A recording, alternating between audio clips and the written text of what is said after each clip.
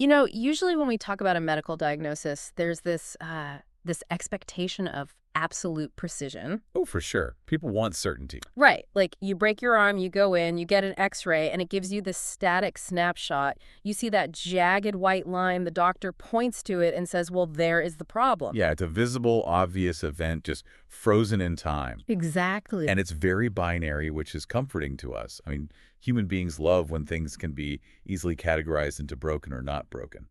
But, and this is what we're getting into today, patient deterioration is almost never a snapshot. No, it's really not. It is this invisible kind of murky timeline. You step into the world of trying to catch a catastrophe before it happens, and suddenly that clear X-ray imagery is completely useless. Right, because you aren't looking at a broken bone. Exactly. You're trying to spot a life-threatening decline while it is still just, a whisper hiding in a dozen different subtle symptoms. And navigating that kind of diagnostic ambiguity requires a very specific, almost rigid kind of discipline. Which you wouldn't necessarily expect, right? Yeah. You really can't just rely on intuition when the warning signs are that quiet. You need a system. Well, welcome to today's deep dive. We are exploring a tool designed specifically to navigate that murky timeline. And on the surface, it sounds incredibly basic. Deceptively basic, I would say. Right. It's the head-to-toe assessment in nursing. Now, if you, the listener, have ever spent a night in a hospital, you've almost certainly had this done to you. Oh, absolutely. Countless times. It feels like a routine, right? Maybe even just a medical greeting ritual. But delving into the source material for this deep dive, I was totally amazed to find that this is actually a meticulously designed life-saving system. It really is. And it's built for one primary purpose, which is to counteract the dangerous flaws of human attention. Yeah. Clinically, this is known as a cephalocaudal assessment. Cephalocaudal, that's a mouthful. It is. It's just a Latin and Greek mashup. It literally translates to head to tail. Head to tail, okay. Yeah. It is a comprehensive physical examination where a nurse basically inspects, palpates, percusses, and auscultates, meaning they listen with a stethoscope to every single major body region. Wow. Every single one. Every one.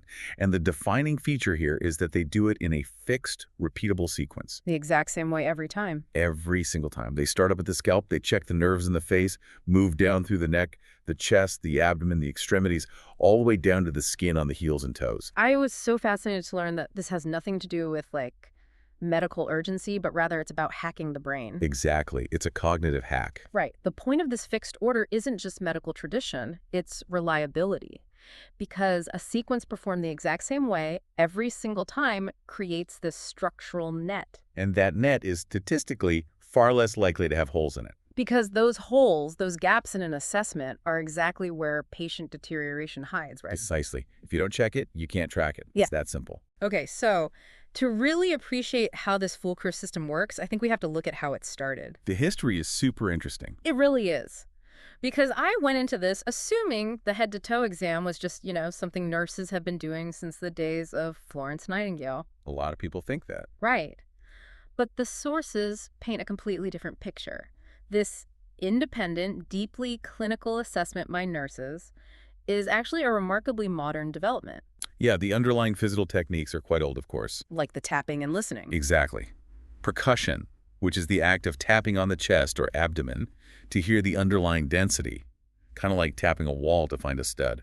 Oh, that's a great analogy. Yeah, that was described by a physician named Leopold Ammerbrugger way back in 1761. Wow, 1761. And then auscultation, which is listening to internal sounds, that became a medical staple when René Laennec invented the stethoscope in 1816. Okay, so these tools have been around forever. For centuries, yeah. But for over a century, those techniques were strictly the domain of physicians. Just the doctors. Just the doctors. Nurses were expected to observe, yes, but not to independently perform these diagnostic physical exams. That is wild to me. So when did that change? Because the shift didn't happen until, the mid-1960s? Right around then, yeah. And it was driven by pure societal desperation. Because of the shortage. Exactly. The landscape of American healthcare in 1965 was facing a massive crisis. There was a sweeping shortage of primary care physicians, especially in rural and underserved communities. Like whole towns with no doctors. Entire towns had zero access to basic pediatric or family care. So a pediatrician named Henry Silver and a public health nurse named Loretta Ford looked at this crisis and realized the only way to solve it was to fundamentally change what nurses were allowed to do. They had to break the rules, basically. They did. They co-founded the first pediatric nurse practitioner program at the University of Colorado. Okay, so they essentially had to cross a professional border that had been closed for decades. Decades, yeah. They explicitly began training nurses to take medical histories, perform advanced physical exams, and make independent clinical judgments. I can imagine the doctors at the time were not thrilled about that. Oh, the medical establishment pushed back initially, for sure. But society simply didn't have enough doctors to meet the demand. Nursing had to expand its scope of practice to fill that massive gap. It was out of necessity. Pure necessity. And if nurses were going to make those independent clinical judgments, they needed the exact same systematic examination skills that physicians relied on. It's almost like an industry suddenly open sourcing a proprietary tool out of necessity, right? Like, here are secrets, please help us. That's a really good way to put it. But that meant there was this sudden, urgent need for a shared curriculum. I mean, how do you standardize this for thousands of nursing students all at once? That's where a physician named Barbara Bates stepped into the void in 1974. Okay, 1974. She published a book called A Guide to Physical Examination. It was an incredibly detailed, step-by-step, body region by body region examination manual. So she basically wrote the textbook. She literally wrote the textbook, Mm-hmm. and it was so well structured that it became a cross-disciplinary standard almost overnight. Medical schools, physician assistant programs, and nursing programs all adopted it. That's incredible. Yeah, that textbook is the direct ancestor of the head-to-toe format that is still taught in nursing fundamentals courses today. Which means it wasn't just invented by a single genius in a lab. You know, in our sources, they contrast the head-to-toe with something like the Glasgow Coma Scale. Oh, right. The GCS. Yeah, that's the 3 to 15-point scoring system used to grade human consciousness. That was very specifically engineered by two guys in 1974. Graham Teasdale and Brian Jennett. Right. But the comprehensive physical assessment wasn't like that at all. It was a convergence of old techniques formalized into a teachable sequence to solve a very real-world staffing crisis. Exactly. And once it was formalized, it was built on some very strict first principles. Okay, let's get into those principles, because this is where the psychology of the exam really shines for me. Principle number 1 is all about defeating recency bias. Yes, because human beings are naturally wired to pay attention to the loudest threat in the room. Makes sense. In a clinical setting, we often call this the squeaky wheel bias. The squeaky wheel gets the grease. Exactly. If a patient is gasping for air and coughing violently, your brain literally screams at you to focus entirely on their lungs. Which, I mean, that makes perfect sense in the moment, right? You want to fix the breathing. It does, but if a clinician assesses whatever seems most obviously wrong first, then the subtle things get pushed to the back of the line. Ah, exactly. And eventually, whatever is not obviously wrong gets assessed last, or, more likely, not at all, because time runs out or attention fatigues. Right, you get tired. So a strict cephalocaudal order forces every region to get its turn, regardless of what initially grabs your attention. It reminds me of a pilot's pre-flight checklist. Oh, that's a perfect comparison. Right, because you don't just check the left wing because it has a weird scratch on it that caught your eye as you walked up to the plane. Right, you can't just fixate on the scratch. You check the entire aircraft in a specific mandated order. Otherwise, your brain tricks you into skipping the boring parts, and you completely miss, like, the frozen flap on the right wing that is going to cause a crash. Exactly. You submit to the structure, so your attention isn't hijacked by the obvious stuff. And that structure doesn't just dictate the order of the body parts, does it? No, it dictates the micro-actions taken at each stop along the way. Which brings us to principle 2. Technique order within a region matters just as much as the region itself. Right, the IPPA sequence. IPPA, inspection, palpation, percussion, auscultation. Okay, translating that into plain English for us. Yeah. You look, then you touch, then you tap, then you listen. That's it. The foundational rule is that you always look before you touch. Why is that so strict? Because the human body is highly reactive. Touching it can actually create clinical findings that weren't there a minute ago. Really? Like what? Well, if you press firmly on the skin, you might cause temporary redness.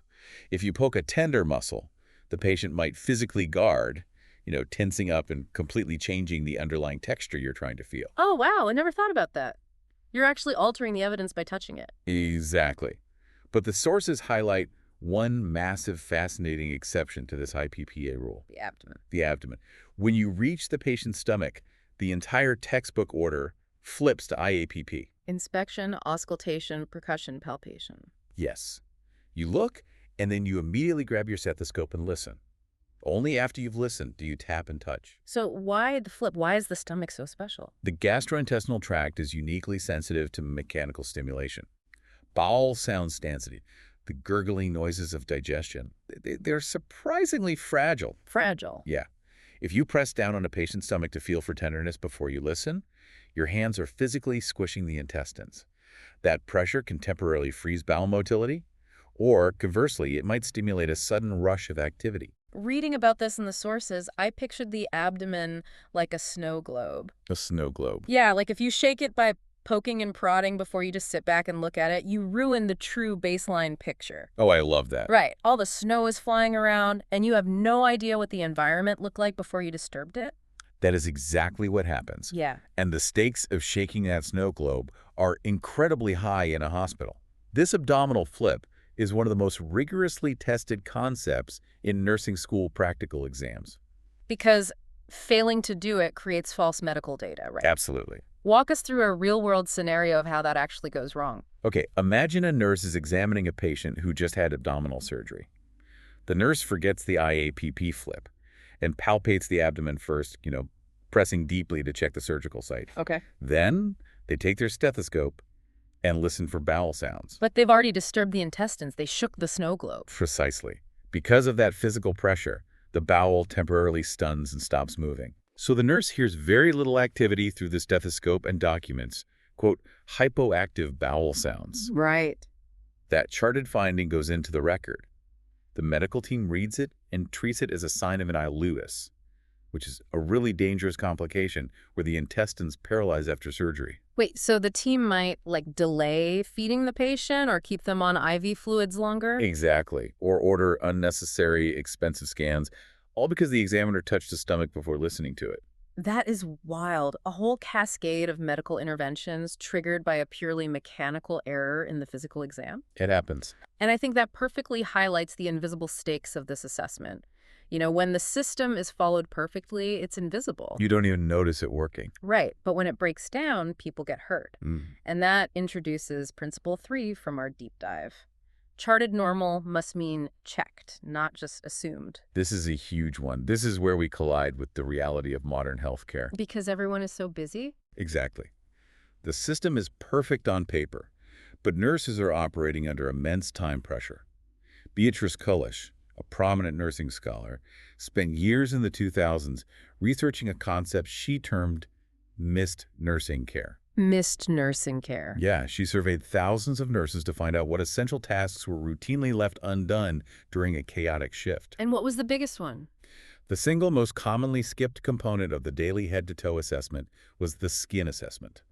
Really? Just looking at the skin. But I guess that makes sense logistically because looking at every inch of a patient's skin requires physically rolling them over. Yes, it takes time, it takes physical effort, and often requires a second staff member to help. But the downstream consequences of skipping that one physical step are totally devastating, aren't they? They are. A sacral pressure injury, what most people call a bedsore, it doesn't start as an open wound. How does this start? It starts as what we call non-blanchable redness. Okay, what does that mean? Well, if you press your finger on a normal red spot on your skin, it briefly turns white or blanches, right? Because you are pushing the blood out of the capillaries. Yeah, I've seen that. Non-blanchable means you press it and it stays stubbornly red. It means the microblood vessels are already damaged from being crushed between a bone and the bed. Wow.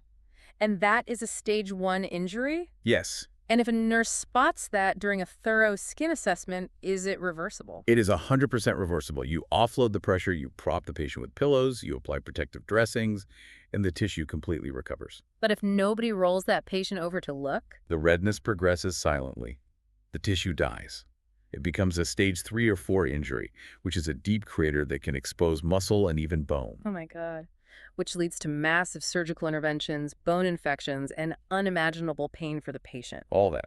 And the entire difference between a reversible red spot and a life-altering surgical complication is simply whether someone took the time to do the most low-tech step imaginable. Rolling a human being over and looking at their back. It really underscores that the data is only as good as the physical effort used to gather it. It really does. And that idea brings us to what I think is the most mind-blowing piece of evidence in all of our sources today, the SHINE study. Oh, the SHINE study, published in the journal Chest in 1990 by Shine and colleagues. 1990. The Okay. title is Clinical Antecedents to In-Hospital Cardiopulmonary Arrest.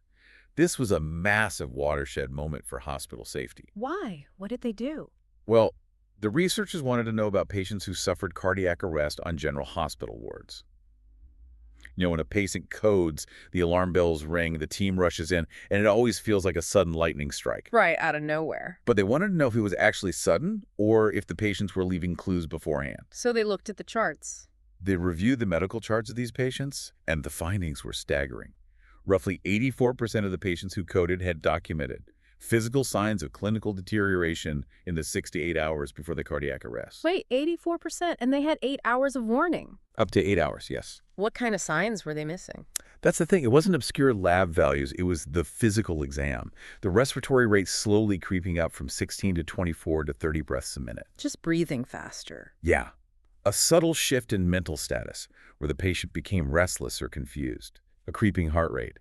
The signs were all physically observable, and more importantly, they were already charted by the nursing staff. Wait, think about what that means. The physical assessment was actually working. It was.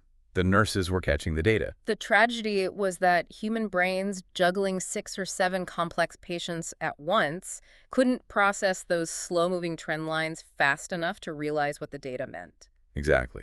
The dots weren't being connected until the patient's heart actually stopped. Wow. So what did hospitals do with that information? That 1990 study is the foundational reason why modern hospitals rely on automated early warning scoring systems today. Things like MUWS, right?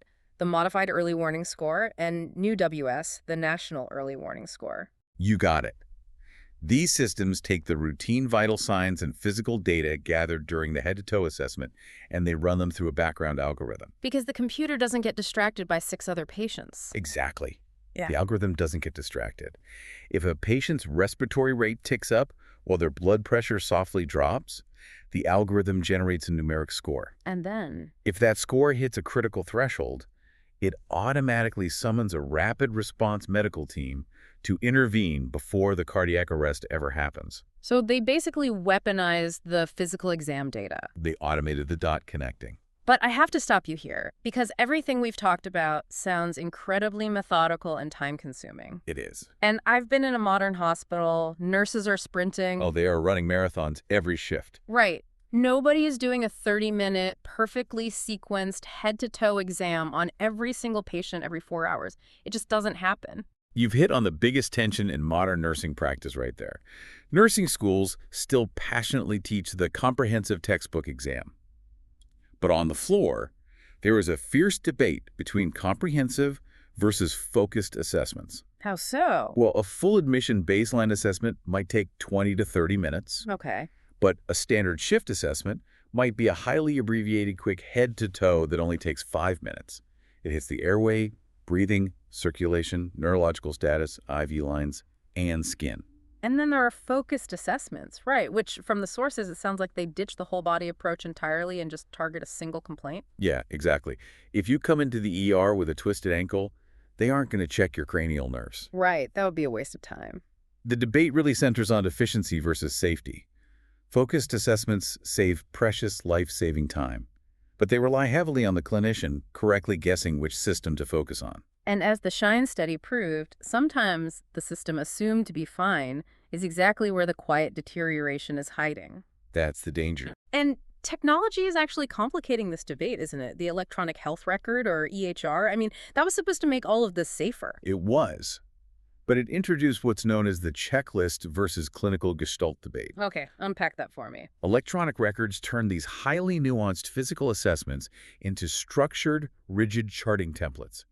You have drop-down menus and checkboxes for every single body system. Which sounds good in theory. Proponents argue it is great because it forces the nurse to address every system, ensuring no step is skipped, and it creates beautiful structured data for those MUWS algorithms to chew on. But the sources point out a massive, dangerous trap hidden in that software. It's called click-through charting. Yeah, it is a massive patient safety issue. So paint the picture for us. A nurse is 12 hours into a grueling shift. They have way too many patients. Right. They open the computer, and the software often defaults to within normal limits for everything. It pre-fills the normal values. So to save time, they just click lungs clear bilaterally because it's a single click to satisfy the computer, even if they didn't have time to meticulously auscultate all the lung lobes on the patient's back. Yeah.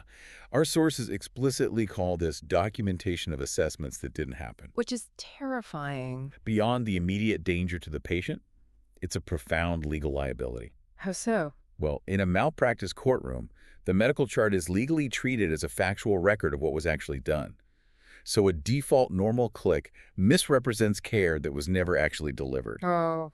If you chart skin intact with quick click to clear the screen, but the patient actually had a stage 3 pressure injury you didn't unwrap and look at, you have just documented legally that you failed to identify a massive wound. Or worse, the defense attorney will argue the hospital caused it rapidly on your watch because you said it was fine 2 hours ago. Exactly. It's a nightmare. It's the ultimate tech trap. We gave clinicians a software tool to save them time, and the design of that tool makes it incredibly easy to violate Principle 3. Charted normal must mean checked. It's a real problem. Now, there is, however, one specific scenario where violating the cephalocaudal order is not just accepted, it is clinically mandated. Oh, the trauma exception. Yes. Because you obviously do not do a slow, methodical cranial nerve exam on a dying patient. Definitely not. In trauma, resuscitation, or any highly unstable emergency, the head-to-tail order is explicitly thrown out the window. Clinicians switch immediately to the ABCDE primary survey. Right. Airway, breathing, circulation, disability, exposure. The underlying principle of systematically checking without leaving gaps still applies, but the ordering variable completely shifts. How so? You abandon anatomy and you prioritize lethality. Okay, what's going to kill them first? Exactly. What is going to kill this patient in the next 10 seconds? An airway obstruction. So you secure that first. What will kill them in the next minute? A breathing issue. Then circulation. So running a leisurely head-to-toe exam on a crashing patient is a fatal error. It would be malpractice. You only return to the anatomical head-to-toe, what trauma teams call the secondary survey, once the patient's ABCs are totally stabilized. That makes total sense. Now, before we wrap this up, I want to clarify some terminology from the sources that can be honestly really confusing for anyone outside the medical field. Oh, sure. The sources draw a very sharp line between the head-to-toe assessment and something called the review of systems, or ROS. Ah, yeah, it's a very common mix-up. A review of systems is the subjective counterpart to the physical exam. Subjective. Yeah, the ROS is what the patient tells you. It's the interview. Like, I've had a cough for 3 days or my stomach hurts after I eat. Oh, okay. Whereas the head-to-toe is purely objective. Exactly. It is what the clinician physically finds with their own hands, their own eyes, and their own stethoscope. Hearing fluid crackles in the lungs or feeling a rigid, board-like abdomen. So you need both. Superior clinical practice requires both. And what is most crucial is when the two contradict each other. Give me an example of that. Well, if a patient subjectively denies being in pain during the review of systems interview, but objectively the nurse observes them grimacing and guarding their abdomen during the physical palpation. That mismatch is a massive diagnostic clue. Massive. It tells you to dig deeper. The sources also mention something called Gordon's functional health patterns, created in 1987. Yeah. Where does that fit in? Marjorie Gordon created a framework of 11 domains. Things like nutritional metabolic patterns, activity exercise, cognitive perceptual It patterns. sounds very holistic. That's exactly what it is. It's meant to be used alongside the physical head to toe to organize a truly holistic assessment. The physical exam gives you the hard biological data, but Gordon's patterns ensure you are also looking at the patient's behavioral, social, and psychological status. So it forces the clinician to remember they are treating a whole human being, not just a collection of ticking biological systems. Beautifully said, yes. So, stepping back to look at the whole picture we've painted today. We've seen how a rural staffing crisis in the 1960s forced an expansion of nursing skills, which led to a formalized, cross-disciplinary physical exam. Yep, the silver lining of a crisis. We learned that the fixed order of that exam is a deliberate psychological tool designed to defeat human recency bias, forcing clinicians to look at the whole patient rather than just the loudest symptom. Defeating the squeaky wheel. Right. We dug into the rigorous micro rules like the IPPA sequence and the critical exception of the abdomen, where you have to look and listen before you touch to avoid shaking that fragile biological snow globe. Don't shake the snow globe. We also confronted the harsh realities of time pressure. Skipping a physical step like rolling a patient can result in devastating, completely preventable pressure injuries. Truly heartbreaking when it happens. And in emergencies, the strict anatomical order is rightly abandoned for the ABCDE lethality sequence. Fix what will kill the patient first. Always. But, the most lingering realization for me comes back to the SHINE study. The 1990 data. Right. That data proved that 84% of cardiac arrests on general wards are preceded by hours of detectable physical warning signs. The head-to-toe assessment is the net designed to catch those signs. It's the safety net. And that leaves me with a final thought I want you, the listener, to mull over. We learned that hospitals built these brilliant automated early warning algorithms, MUWS and NUW, specifically to catch the vital sign deterioration that the SHINE study discovered, right? Right. The algorithm tracks the slow-moving data and triggers the rescue team before it's too late. But those algorithms run entirely on the data entered into the electronic health record. Ah, I see where you're going with this. And we also just discussed how modern EHR software, with its endless drop-down menus and checkboxes, is making it easier than ever for rushed, exhausted staff to click through and chart a default normal without actually touching the patient. It's a very real vulnerability. So the question is, are our high-tech, life-saving algorithms secretly being built on a foundation of fake data? Can technology ever truly replace the life-saving power of deliberate, hands-on, human observation? That is the million-dollar question in nursing informatics right now. At the start of this deep dive, we talked about stepping into diagnostic murky waters. When you look at an X-ray of a broken bone, you know exactly what you're dealing with. It's right there in front of you. But when an algorithm is quietly fed, automated, unchecked normal clicks by a burnt-out system, the machine looks like it's working perfectly, right up until the catastrophic moment it fails. It is a genuinely chilling thought for the future of patient monitoring. It really is. Well, thank you for joining us on this deep dive into the head-to-toe assessment. Keep questioning the systems around you, and we'll see you next time.